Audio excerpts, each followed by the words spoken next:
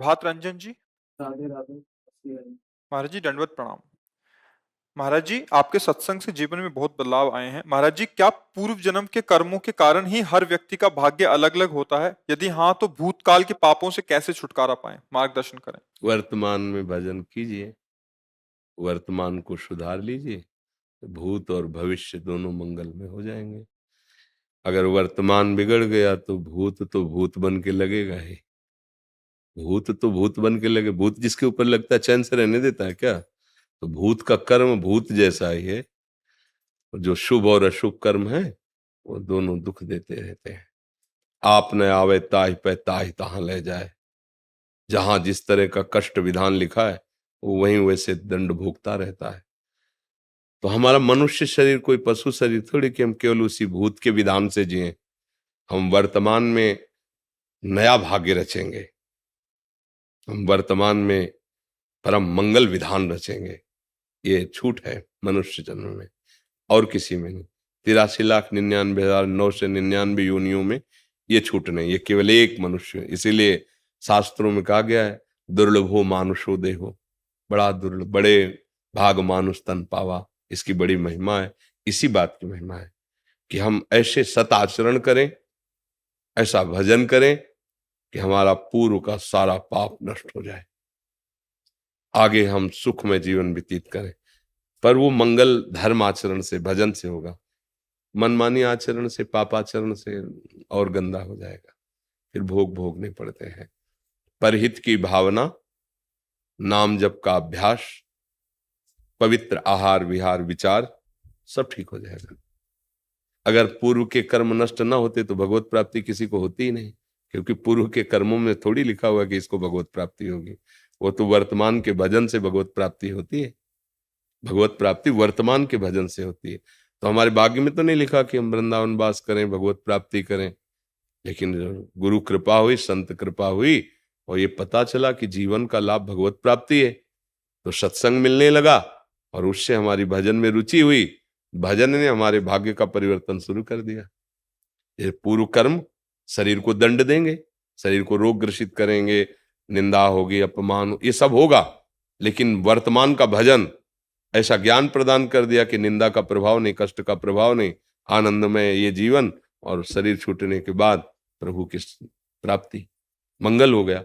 अगर भजन ना करे तो फिर और किसी कर्म में सामर्थ्य नहीं है कि कर्म, जैसे गंदे हाथ को नाली के जल से, नाली के पानी से धोए तो साफ थोड़ी माना जाएगा। ऐसे ही वासनात्मक कर्म, और उससे हम पुराने कर्मों को नष्ट नहीं कर पाएंगे। भागवतिक कर्म में जैसे निर्मल गंगा जल से धोए तो परम पवित्र हो गए, ऐसे भागवतिक ऐसे कर्म हो भागवत धर्म के, कि वो कर्मों का नाश करके हमारा भविष्य मंगलमय हो जाए। क्योंकि भगवान मंगलमय है, मंगल भवन है ना। तो अमंगलहारी जितने पीछे थे सब अमंगल नष्ट कर देंगे, वो आगे सब मंगल ही मंगल हो जाएगा। तो भाव को भाव अनख आलसहु, नाम जपत मंगल दिस। नाम जप करो भगवान का, बुजुर्गों की सेवा करो, असहाय की सहायता करो, बड़ी जल्दी पूर्व अशुभ नष्ट हो जाएंगे। दूसरों को सुख देने की भावना ये बहुत काम लग। परहित सरिस धर्म नहीं भाई, और पर पीड़ा सम नहीं अगम। जो दूसरों को दुख दे करके सुखी होना चाहते हैं, बहुत भूल कर रहे हैं, कभी सुखी नहीं हो पाएंगे। जो खुद दुख सहकर दूसरों को सुख देना चाहते हैं, आगे उनको कभी दुख नहीं मिलेगा, कोई भी दुख उन्हें परास्त नहीं कर पाएगा। इसलिए नाम जप करो, अच्छे आचरण करो। साहिल गुप्ता जी। महाराज जी, आपके चरणों में कोटि कोटि प्रणाम। महाराज जी, गुरु प्रदत्त मंत्र का जाप करते समय मन की स्थिति और चिंतन कैसा होना चाहिए? मंत्र में होना चाहिए, मंत्र के आराध्य देव में होना चाहिए। जैसे मंत्र तो बताया नहीं जाता, जैसे हम राधा जप रहे हैं तो हमारे मानस पटल पर भी लिखा हुआ है राधा, अंदर भी चल रहा है राधा, श्रवणेंद्र में भी सुनाई दे रहा है राधा। तो हम राधा मय हो रहे हैं, वही सुनाई दे रहा, वही दिखाई दे रहा, उसी के चिंतन में। पर ये ऐसी स्थिति अभ्यास से आएगी, 2-4 दिन में थोड़ी आ जाएगी। तो क्या करना है कि हम नाम जब प्रधानता जीव से करें। यज्जिभ्यागे वर्तते नाम तुभ्यम। राधा राधा। मन गलत सोचेगा, मन गलत चिंतन करवाएगा, भागेगा, उसकी तुम्हें कोई परेशानी नहीं। नाम जीव में चल रहा है, अब ये सब संभाल लेगा। ऐसे मंत्राकार वृत्ति होना। और फिर इसके आगे जिसका मंत्र है वो अधिष्ठात्र इष्ट देव सामने उसके दिखाई दे रहा, मंत्र चल रहा है। फिर इसके आगे उसी की लीला में प्रवेश, जीते जी शरीर में रहते हुए भी शरीर भाव का त्याग करके भाव दे से हर समय प्रभु की लीला में प्रवेश पा। तो ये स्थितियां, भूमिकाएं हैं आगे बढ़ने की। अभी तो नाम जप करो, मंत्र जप में जहां तक हो सके अक्षर ध्यान में रहो कि जो हम जप रहे हैं वो हम बार बार लिख रहे हैं। बड़ा कठिन है, पर अभ्यास में अगर 10-20 मंत्र भी ऐसे जपने लगे, से संख्या पूरी करो, 10-20-50 मंत्र तो ऐसे जपने का अभ्यास करो, धीरे धीरे एकाग्रता आपकी बढ़ती चली जाएगी। फिर मंत्राकार वृत्ति, मंत्राकार वृत्ति होता है कि स्वाभाविक मंत्र चल रहा है, जो चल रहा है उसी को हम देख रहे हैं, उसी को सुन रहे हैं। ये बहुत जल्दी भगवत साक्षात्कार कराता है, पर ऐसा होना कठिन है। 2-4 मंत्र चलने के बाद भाग जाएगा संसार में मन, नहीं, बार बार खींच के लाओ, उसको अभ्यास करो। जब खींचोगे तो जलन पैदा करेगा, और अगर संत संग नहीं तो जलन सह नहीं पाओगे, फिर कोई पापाचरण हो, फिर अरुचि हो जाएगी। ऐसे ही होता है।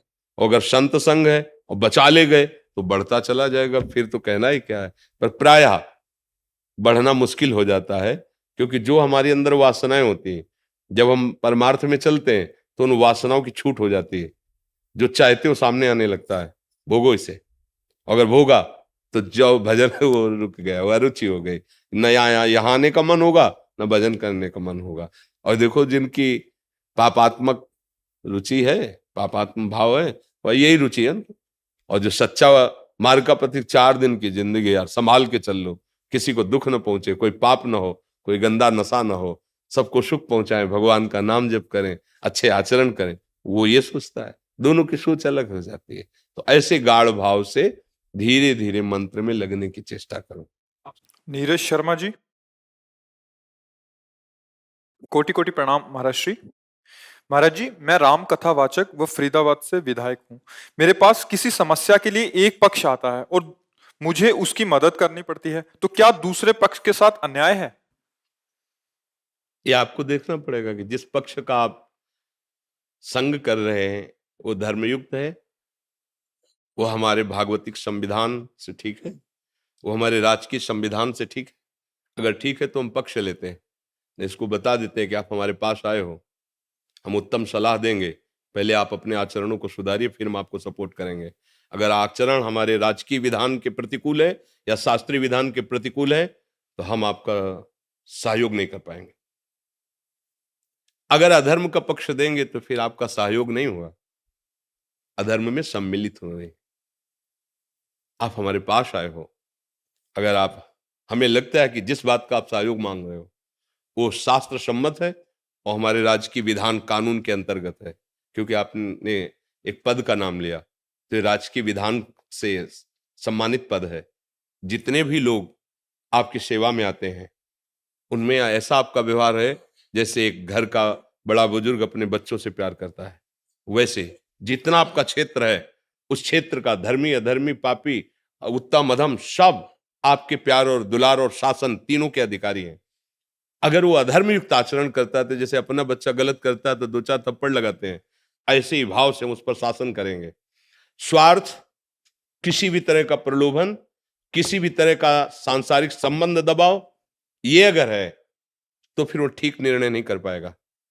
ठीक निर्णय तभी कर सकता है जब कानून और भागवतिक विधान दोनों का परिचय प्राप्त हो और सामने वाला जो सहयोग मांगने आया है वो अधर्म से हटकर धर्म में चलने वाला है, फिर चाहे हमारे प्राण चले जाएं उसका सहयोग करेंगे और आगे उसको बढ़ाएंगे। और यदि अधर्म युक्त है तो वो या तो गलती स्वीकार करे और दंड भोगे, और अगर ऐसा लगता है कि एक बार क्षमा करने से यह अधर्माचरण छोड़ देगा और वास्तविक छोड़ देगा, इसका अधर्माचरण करने का स्वभाव नहीं लेकिन भूल हो गई, तो सहयोग करना चाहिए। उसमें बहुत विचार करना होगा, नहीं तो कर्ता प्रेरक अनुमोदन तीनों को बराबर भाग मिलता है, चाहे वो शुभ का हो या अशुभ का हो। जैसे कभी वृंदावन जाइए आप, एक बार बिहारी जी के दर्शन कीजिए, सत्संग सुनिए, देखो प्रयास करेंगे। दूसरा प्रयास नहीं, बड़े भाग्य की बात सुनो, अगर तुम्हारे पास पैसा नहीं तो हम व्यवस्था कर देते हैं, एक दिन का काम हम देख लेंगे, तुम जाओ तो वृंदावन। और वो वृंदावन आया तो वो आया, परिक्रमा किया, दर्शन किया, सत्संग सुना, उसको जो लाभ मिलेगा वो प्रेरणा देने वाले, अनुमोदन करने वाले को बराबर मिलेगा। इसीलिए शास्त्रीय विधान है, अगर आप अधर्म का साथ देते हैं तो आपके ऊपर अधर्म का ही दंड मिलेगा आपको, कोई भी हो, कोई भी हो। और अगर आप धर्म का साथ देते हैं तो धर्मो रक्षति रक्षिता, धर्म आपकी रक्षा कर लेगा। अगर कोई आपके प्रतिकूल होना चाहेगा तो आपको परास्त नहीं कर पाएगा। शास्त्रीय विधान, अध्यात्म सलाह ऐसी है। आपको कोई संशय? मुझे संशय क्या होता है कि दूसरा पक्ष तो कभी कभी नहीं आ पाता, और जो व्यक्ति आता है वो बार बार एक ही प्रेशर देता है कि भाई साहब हम आपके साथ थे, आज आप हमसे अच्छे बुरे की परिभाषा की बात आपको कर रहे बार हैं। बार साथ देना कि मैं भारत का हूं, भारत का हमारा एक कानून है, मैं भगवान का हूं, भगवान हमारे साथ है। हम कभी वो नहीं कर सकते जो भगवान और कानून के विधान के विपरीत हो। तुम साथ देना अन्यथा मत देना। ये जीवन कितने दिन का है, अंततो गत्वा विधान में भी आप भी चल रहे हो। अगर राजकीय विधान बिगड़ गया तो आपको भी दंड मिलेगा, और अगर भागवतिक विधान बिगड़ गया तो ये शरीर और ये साम्राज्य सब छूट जाएगा, एक ना एक दिन छूटेगा ना। तो उसका परिणाम क्या होगा? तो हमारे साथ भगवान है, हमारे साथ कानून का विधान है, इन दोनों को तुम हमारा साथ दो या ना दो। अगर तुम अधर्म से चलते हो, हमारा साथ मत देना, हम प्रभु के भरोसे हैं, देख लेंगे। वो आदमी अगर थोड़ी भी मनुष्यता है तो समझेगा कि तुम चीज क्या हो।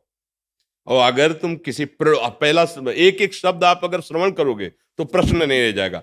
किसी प्रलोभन में या किसी संबंध के दबाव में जो निर्णय किया जाता है वो धर्म में नहीं होता। धर्म किसी दबाव में निर्णय नहीं होता। बस हमारे जो अध्यात्म का निर्णय है वो ये है। इसीलिए प्राय आप लोगों से चूक हो जाती है। अगर ये अधर्मी आदमी है, इसको हमने साथ नहीं दिया तो हमारे ऊपर क्षति कर सकता है, हमारे परिवार के ऊपर क्षति कर सकता है, हमारे पद में भी बाधा आ सकती है। तो ये पद कितने दिन रहेगा? ये पद कितने दिन रहेगा? ये शरीर कितने, ये अविनाशी है क्या? वो पद अविनाशी है क्या? अगर सही से चलोगे तो इस पद का प्रयोग करते हुए अविनाशी परब्रह्म परमात्मा को प्रसन्न कर लोगे। क्योंकि चाहे 10 लोगों की सेवा हो, चाहे 1000 लोगों की सेवा हो तो प्रभु की ही रही ना। प्रभु को आप अपने साथ नहीं देख पाएंगे। आप एक शब्द और भी बोले कि आप भगवान की महिमा का वर्णन करते हैं, तो क्या आप ये नहीं अनुभव कर पा रहे हैं कि भगवान आपके साथ हैं? क्या आप जानते हैं इनसे आप जीते हो? आप, भगवान ने आपको पद दिया है, इसलिए सबकी मति फेर कर आपको जिताएंगे। वो ईश्वर है, सबके ऊपर शासन है। आप धर्म में चलते हो ना, वो जा रहा है डालने दूसरी जगह, लेकिन रास्ते में उसका दिमाग बदल गया। ईमानदार और सच्चा आदमी तो यही है यार। हम गलत थे इसलिए साथ नहीं दिया, लेकिन सच्चा आदमी यदि हमारे प्रदेश में ऐसा रहेगा ना कि अगर ये रहा, वो जाके तुम्हारे में डालेगा। है विरोधी वृत्ति लेकिन वो डालेगा, क्योंकि धर्म जबरदस्ती उसको अनुकूल बना लेता है। इसलिए हमारी तो जो यही भावना रहेगी। हम इस विषय में कभी सलाह नहीं दे सकते, वो बात नहीं बनेगी, वो ठीक नहीं। वो आपके परिवार के लिए भी हानिकारक होगा और परमार्थ के लिए भी हानिकारक होगा, पक्की बात है जी। बसंत में गुरुजी करता तो मैं यही था, डर के करता था। आज के बाद ये निर्णय और स्ट्रांग हो जाएगा जी बिल्कुल। और अगर निर्णय स्ट्रांग है तो हमारी एक बात याद रखना, वो अनंत सामर्थ्यशाली भगवान तुम्हारे साथ, इस बात का अनुभव भी करो। वो है, देखते हैं कौन क्या बिगाड़ लेता है। वो है, सब जगह है, तो जहां मैं हूं वहां भी है। सबका है तो मेरा भी है, सब में है तो मेरे में भी है। सर्व सामर्थ्यशाली है तो फिर क्या डरना है। सर्वत्र सर्वत्र सर्वज्ञ सर्वशक्तिमान जिसका आश्रय लिया, ऐसे थोड़ी, ऐसे कोई कोई डायलॉग थोड़ी है। केवल जिंदगी है, जिंदगी। मृत्यु क्या चीज होती है देखा है, और कृपा क्या चीज होती है ये देखा है, और दोनों के बीच का युद्ध क्या होता है वो भी देख रहे हैं। इसलिए सत्य में चलो यार, चाहे 2 दिन जियो क्या मतलब, 1000 दिन जी के क्या करेंगे? पापाचरण करते हुए 1000 दिन जिए तो क्या फायदा? एक श्वासो राधा बोलो, सत्य में चले जाओ तो पहुंच जाओगे धाम, पहुंच जाओगे प्रभु के धाम। देखो, त्रिभुवन का सबसे बड़ा जो देवलोक तक पद माना गया, उसके ऊपर भी प्रजापति हैं और फिर परमेष्ठी पद है, देवराज इंद्र पद।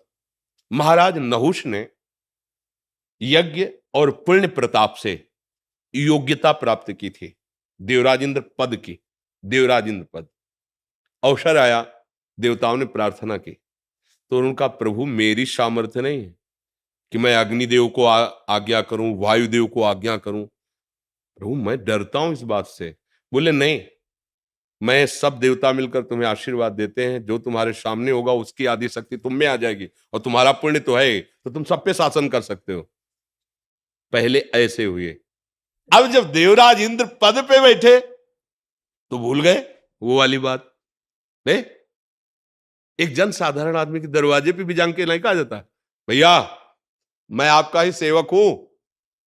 और जब गद्दी पे बैठे तब उन्होंने ब्रह्म ऋषियों से कहा पालकी में लगो, त्रिभुवनपति है ना पाल। तो ब्रह्म ऋषियों ने कहा आज तक कोई ऐसे इंद्र ने अभद्रता नहीं की कि संत महात्माओं को पालकी में जोते। और देवराज इंद्र के महल में उनकी जो अर्धांगिनी थी, पत्नी थी, जगत पूज्या है, उनके साथ कुदृष्टि का भाव आ गया। जानते हो क्या बने? सीधे पोस्ट हुआ उनका, देवराज इंद्र से अजगर की योनि। ग्रंथ में पढ़ लो, देवराज इंद्र से अजगर की योनि। भूखे, केवल वायु का आहार, बड़ी मुश्किल से कभी नियत समय रखा गया था, उस पहर में कोई जीव फंस जाए तो भले वो खा ले, नहीं तो भूखे। देवराज इंद्र पद, और कितना निकृष्ट स्वरूप। भैया हम लोगों के तो बहुत छोटे छोटे पद हैं, अगर हमसे बिगड़ गए, देवराज इंद्र पद और सीधे वहां आपका पोस्ट हुआ अजगर योनि में। इसलिए बहुत सावधान, ये पद नहीं रहेगा, ये शरीर नहीं रहेगा, लेकिन धर्म रहेगा, सत्य रहेगा, भगवान का नाम रहेगा। हिम्मत रखो, जिस दिन मरना है उसी दिन मरना है, जिस दिन जो होना है उसी दिन होना है, उसके लिए चिंता क्या करना। हरि शरणम हरि शरणम। हमारी तो एक ही बात समझ में आती, तेरे किए सब होगा, और तू नहीं चाहेगा तो कोई कुछ नहीं कर सकता। इसलिए मैं निर्भय हूं, निश्चिंत हूं, निशोक हूं। केवल वाणी की बात नहीं होती, ये छाती की बात होती है। हाँ, अनुभव करो, तुम्हारे अंदर बैठा हुआ है। 5 वर्ष के प्रहलाद जी हैं, हिरण्यकश्यप जैसा दुर्दांत त्रिभुवनपति, अब कहां तेरा हरि, कहां तेरा हरि, बांध दिया खंबे, कहां तेरा हरि। इस खंबे में भी है, तेरे में भी है, जिस तलवार से मारना चाहता है इसमें भी है। अच्छा, इस खंबे में हरि, घूंसे का प्रहार, महान बलशाली। ऐसा भगवान का रूप ना कहीं पुराणों में लिखा था, ना वेदों में लिखा था, ना किसी ने, किसी महात्मा ने ऐसी भावना भी नहीं की थी। एक अलौकिक रूप, और ऐसी दहाड़ मारते हुए निकले कि तलवार ढाल गिर गई, मूर्छित होके गिर गया। भगवान का अपने 5 वर्ष के भक्त प्रहलाद के लिए भगवान ने वो अद्भुत रूप, कोई देवता ऐसा नहीं था जो कांप न रहा हो भगवान के रूप को देख के। वो इतने सुकुमार, इतने सुंदर भगवान, इतने आवेश में ऐसा नरसिंह रूप। वही भगवान हमारे भी है, वही भगवान आपके भी है। डरना क्या है? जो होगा हमारे कर्म का फल, अगर भगवान भगवाना चाहते हैं तो वो चाहे जैसे चलो भोगना पड़ेगा, फिर डरना क्या है? बहादुर की बात चलो धर्म में, तो हमें लगता है यहां भी मंगल होगा और वहां भी मंगल होगा। अधर्माचरण न यहाँ सुख देता है, ना परलोक में सुख देता है। नागेंद्र वर्मा जी, राधा वल्लभ फिर गए। महाराज जी आपके चरणों में कोटि कोटि प्रणाम। महाराज जी मेरा एक संशय है, महाराज जी हम रुपया ब्याज पर देते हैं, यही काम से हमारा परिवार का खर्च और बाकी सब चलता है, लेकिन अब मन में आपका सत्संग सुन के थोड़ी विचलता आ रही है कि ब्याज का पैसा कहीं हमारे लिए पाप का साधन तो नहीं बन रहा, हमारी गति बैंक क्या के होगी? ब्याज से तो लाखों लोगों का जीवन चलता है ना। प्रायः जो देखने में आता है कि लाखों लोग, करोड़ों लोग बैंक के ब्याज से अपना जीवन निर्वाह करते होंगे, कि जो कि जैसे धन आदि एकत्रित करके फिर वृंदावन भी वास कर रहे हैं लोग, तो प्रायः बैंक के ब्याज से ही तो चल रहा है। तो ये जो ब्याज की निंदा की गई है, वो पूर्व में जैसे जमींदार लोग होते थे ना, 500 रुपए दिए, 500 का वो ब्याज वापस किया, वो ब्याज के ब्याज ऐसे चढ़ा देते थे को कितनी बार 500 दे ले, पर वो मुक्त नहीं होगा। तो इस तरह के जो गलत व्यवहार जनित ब्याज का भाव रख करके शोषण किया जाता था, उसके लिए है। जैसे बैंक से भी आप कर्जा लो तो वहां भी तो आपको उसमें प्रतिशत में होता है ना कि इतने हाँ, लोन जैसे, या आप बैंक में धन दो तो इतने प्रतिशत आपको ब्याज मिलेगा, ऐसा होता है ना। अगर इस तरह का है, आपका शोषण का भाव नहीं है जो सरकारी विधान से चलता है, तो मुझे लगता है कि चाहे बैंक से ले चाहे आपसे ले। ऐसा नहीं है ऐसा नहीं है, लेकिन कई लोग ऐसा करते हैं, उनको देखकर मेरे मन में ऐसा भाव आ गया कि कहीं मैं ना पाप में जैसे। नहीं, हमारा जो उद्देश्य था कहने का, वो हमने गांव में देखा है कि ज्यादा बड़ी रकम तो किसान गरीब आदमी ले ही नहीं सकता। 2000 4000, अभी की बात नहीं, पहले की कह रहा हूँ, 2000 4000, तो उस समय जैसे था कि वो 100 रुपए में 10 रुपए ब्याज लगाते थे, क्योंकि महीने में 100 रुपए में 10 रुपए। और वो किसान आदमी, वो तो फसल आएगी, अगर फसल नष्ट हो गई तो अब कहाँ से बड़ा, मतलब ये तो आप लोग शायद उस कष्ट को नहीं जानते होंगे, जो गरीब हैं, किसान हैं, और उन्हीं से उनका उदर पोषण होता है। अब वो कुछ पैसे ब्याज के दिए, पर पूरे तो दे नहीं पा रहे, तो कितनी बार वो 500 रुपये पहुंचा दिए, 1000 रुपये पहुंचा दिए, थोड़ा थोड़ा करके, लेकिन वो ब्याजे नहीं, मूल तो ऐसे ही जमा है। फिर उनको उनकी खेती हड़पते, उनको कष्ट देते, वो महान दुखदाई है। एक नियम है सरकारी हिसाब से, जैसे तो आप जो प्रतिशत, खुली बात है, इतने प्रतिशत ब्याज इसका है, जहां तक हो सके सौहार्द रख करके उसको, उसका सेवा का भी काम बन गया, आपका भी काम चल रहा है। शोषण वृत्ति अगर है तो फिर वो हानिकारक रहेगी। शोषण वृत्ति अब जैसे किसी ने लिया था और दूसरे दिन उसका काम हुआ नहीं और उसी को वापस करने गए, तो उसने पूरा हिसाब लगा के कहा चाहे आज दो चाहे 1 महीने बाद दो, ब्याज तो तुम्हें पड़ेगा ही। अब उसको जो 200-300 रुपए ब्याज के थे बहुत भारी पड़े थे, और वो बेचारा के रख लिया।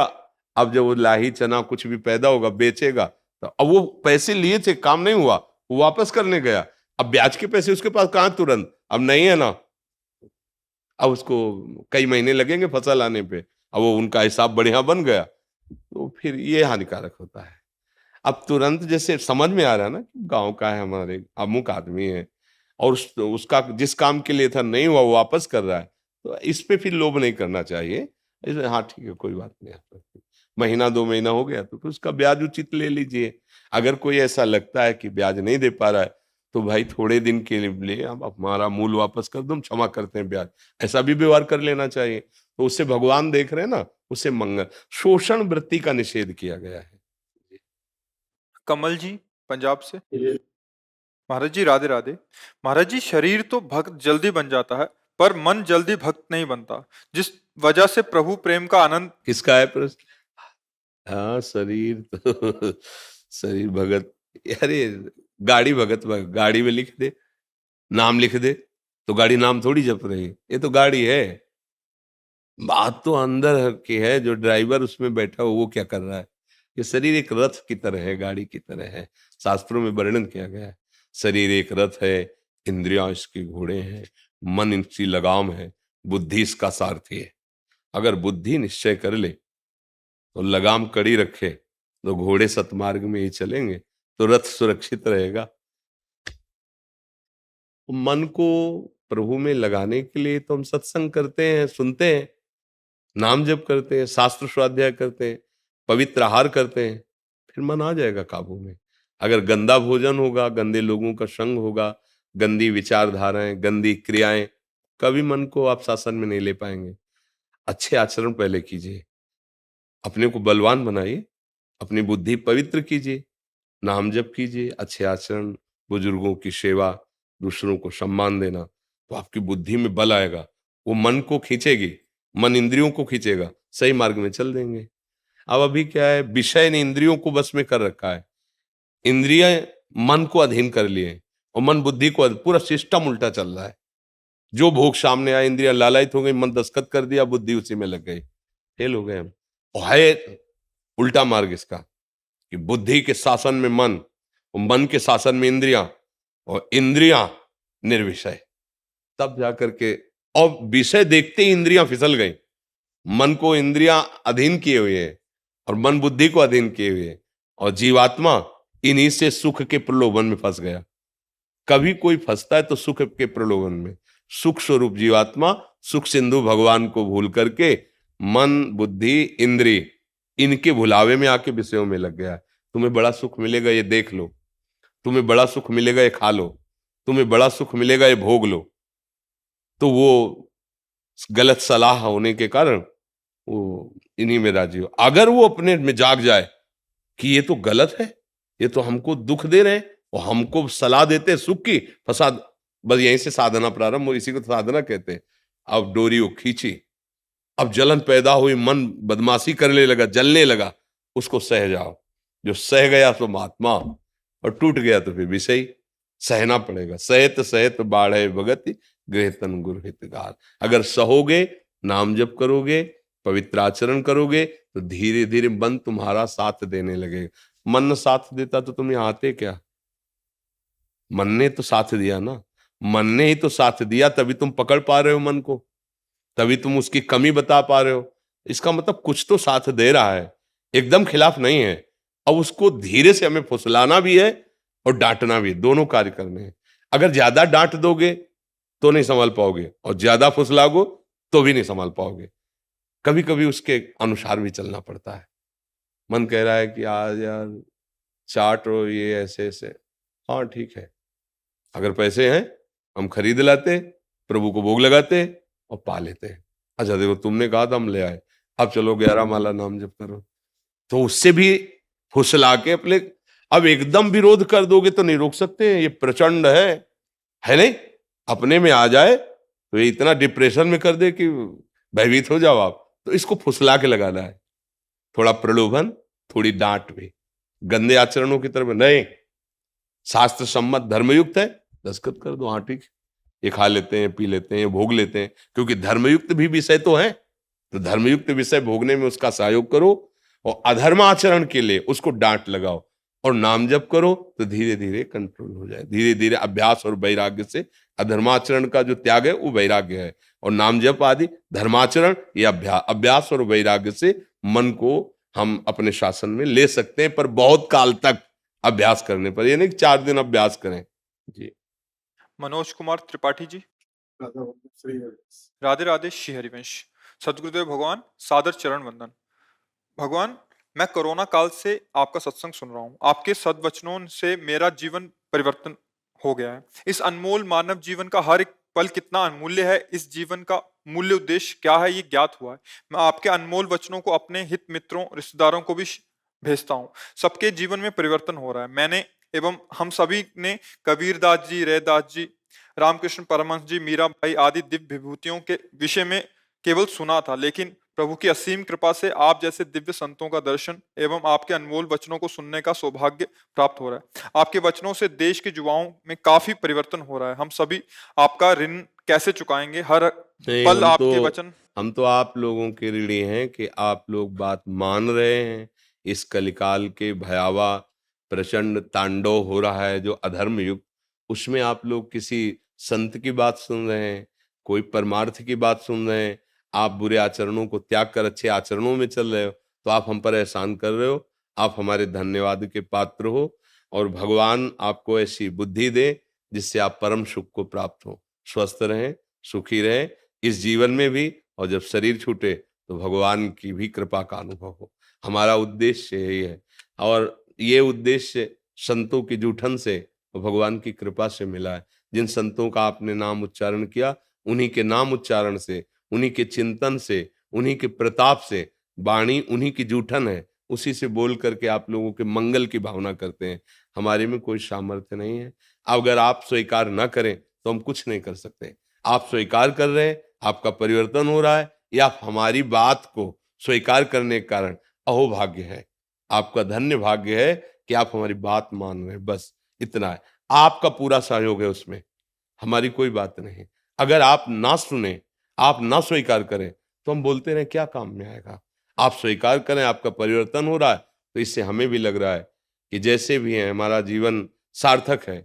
10 को सुख मिले, यही हमारे जीवन का उद्देश्य। 10 सुधर जाएं, 10 भगवत मार्ग में चलने लगे, 10 दुराचार छोड़ दें, तो कम से कम मनुष्य जन्म धारण करना हमारा सारा, हमारा जो होना है सो तो होना है। लेकिन इस संसार में जन्मे, इस संसार का अन्न खाया, इस संसार के वस्त्र पहने, इस संसार के समाज में रहे, तो समाज का मंगल हो, समाज सुखी हो, समाज आनंदित हो। ये तभी हो सकता है जब आप हमारी बात माने। आप बात मान रहे हैं, इसलिए हम प्रणाम करते हैं। आप धन्यवाद के पात्र हैं बात मानने के कारण। तो भगवान की कृपा निश्चित है, तभी आप बात मान रहे हैं। इसलिए धन्यवाद के पात्र इधर नहीं, आप लोग हैं जो आप बात मान रहे हैं। नहीं, यह कलयुग चल रहा है, कौन बाबा जी की बात सुने, कौन बाबा जी की बात माने। ऐसा उसका माया का आकर्षण है, ऐसे गलत आचरणों में मन लगा हुआ है, ये सब बकवास समझते हैं।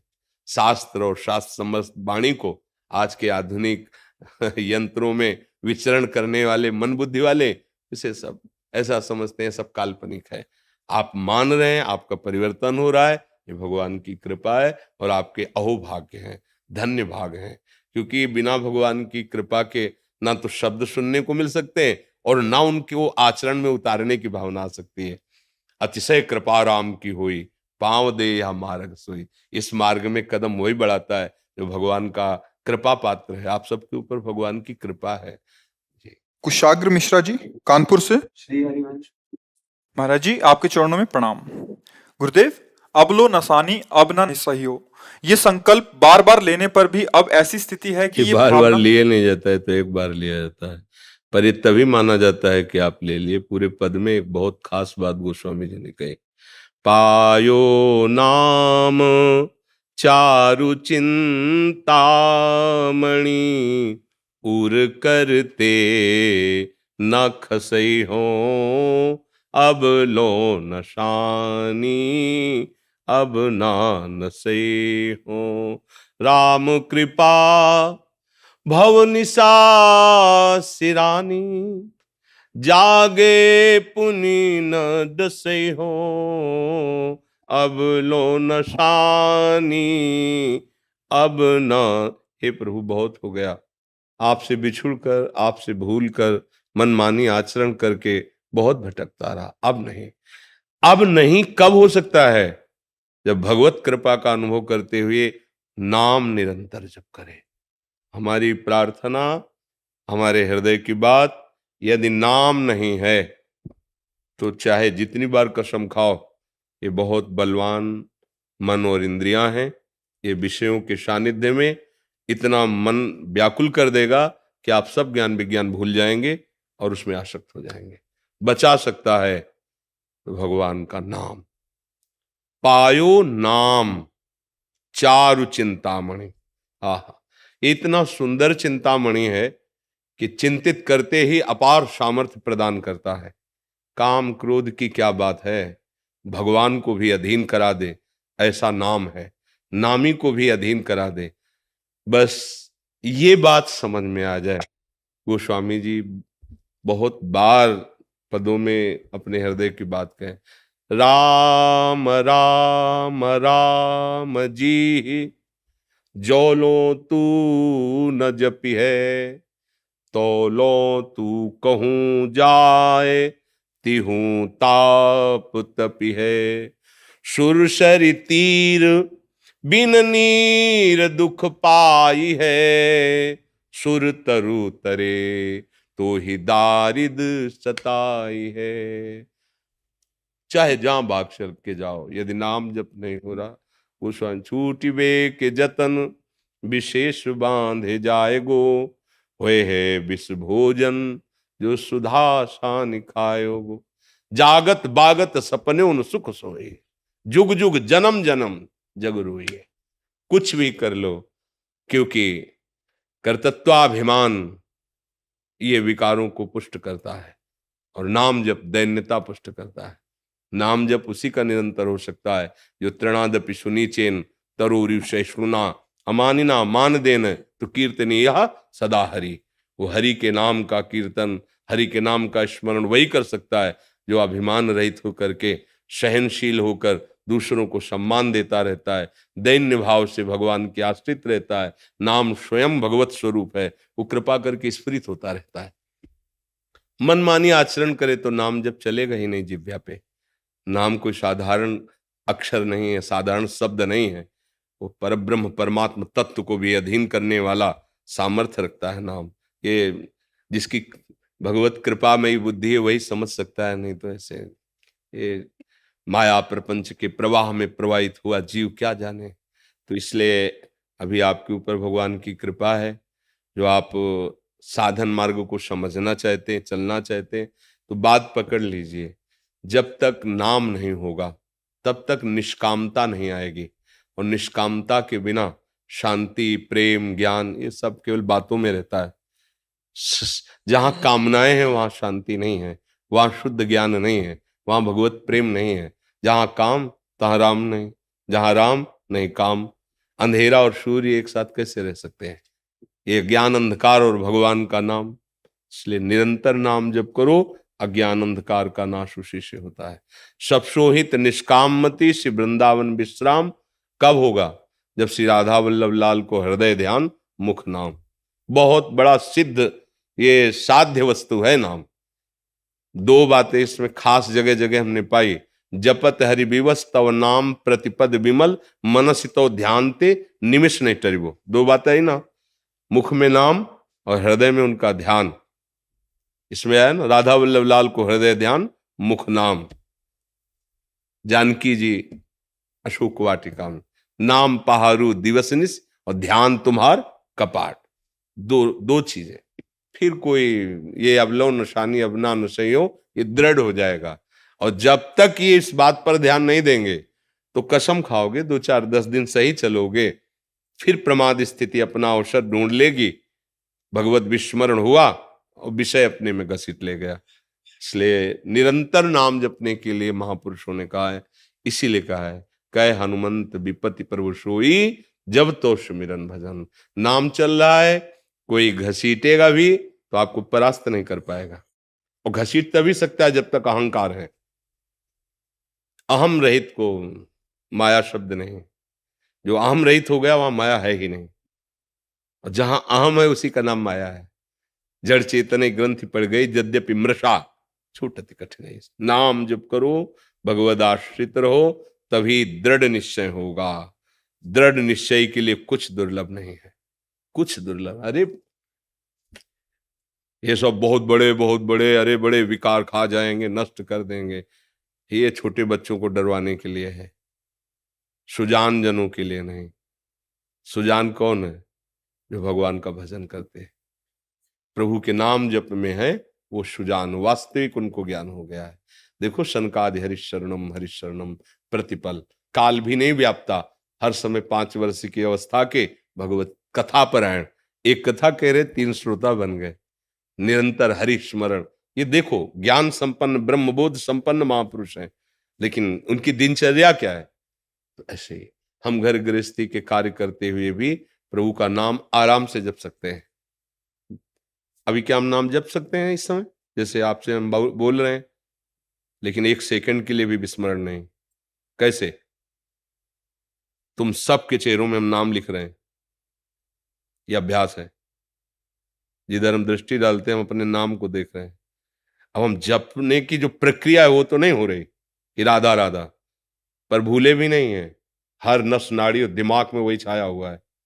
जैसे अभी आपको कोई अत्यंत आवश्यक कार्य हो, फोन आ जाए और आपको पता है बिल्कुल आपको जाना है, पर आप मर्यादा के अनुसार यहाँ बोल नहीं सकते, जा नहीं सकते। अब आपकी चित्तवृत्ति कैसी होगी? आप यहाँ शांत बैठे दिखाई देंगे, लेकिन आपकी चित्तवृत्ति हर क्षण जा रही होगी। ऐसे ही उपासक की हर क्षण वृत्ति कहीं भी हो प्रभु की तरफ जाती रहती है।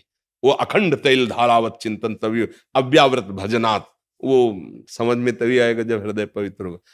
डरना नहीं, निराश नहीं होना, उदास नहीं होना, बस चले चलो, बढ़े चलो। अनुभूतियां ही तुम्हें संभाल लेंगी, तुम्हारी अनुभूतियां ही तुम्हें संभाल लेंगी। तुम्हें जब अनुभव होने लगेगा भगवान प्रतिपल मेरी रक्षा कर रहा है, भगवान प्रतिपल मुझे ज्ञान दे रहा है, भगवान प्रतिपल मुझे संभाल रहा है, फिर किसी के आशीर्वाद की जरूरत नहीं पड़ेगी। अनुभूति, किसी को पुकारने की जरूरत नहीं, अन्य को। यहां कोई सहयोग देने वाला नहीं। जिसे तुम सहयोगी मानते हो वही बाधक बन जाएगा। क्यों? क्योंकि चित्तवृत्ति में तो आएगा उसका चिंतन, भरोसा तो हमारा उसकी तरफ जाएगा। यही हमारी सबसे बड़ी बाधा है। एक भरोसा, एक बल, एक आस, विश्वास, बस गाड़ी पार। वही विविध रूपों में आके कर रहा है, बस उसी की तरफ हम देख रहे हैं। ना कोई अन्य नाम है, ना कोई रूप है, न अन्य कोई व्यक्ति है, न जड़ है, न चैतन्य है, एक ही परम सत्ता विराजमान है। कोई समझे या न समझे, सबसे हमारी समझ भली। बस अपनी अनुभूतियों को, परमार्थ में साधक अपनी अनुभूतियों का सहारा लेके चलता है। भगवत कृपावल और अपनी अनुभूतियां, उसे किसी के सहयोग की जरूरत नहीं होती। हर क्षण अनुभूतियां उसको आगे बढ़ाती रहती है। संसार में मायाग्रस्त जीव को भी भगवान की कृपा होती है, पर वो विस्मृति के गर्त में पड़ा है, तो भगवान की कृपा का अनुभव न करके अहंकार का पोषण करता है, इसलिए उसे समझ नहीं पाता है। उपासक प्रतिपल बड़ी सूक्ष्मता से प्रभु की कृपा का अनुभव करता है, उसके कदम अध्यात्म की तरफ बढ़ते चले जाते हैं, किसी के सपोर्ट की जरूरत नहीं होती।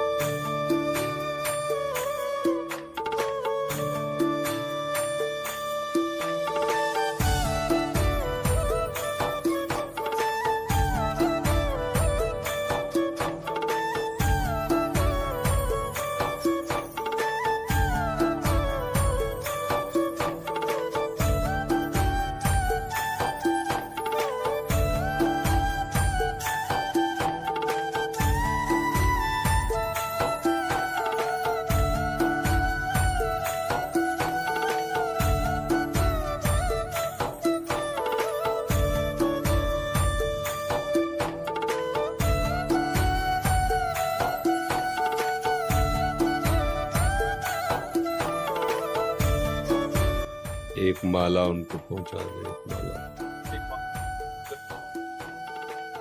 दे आ।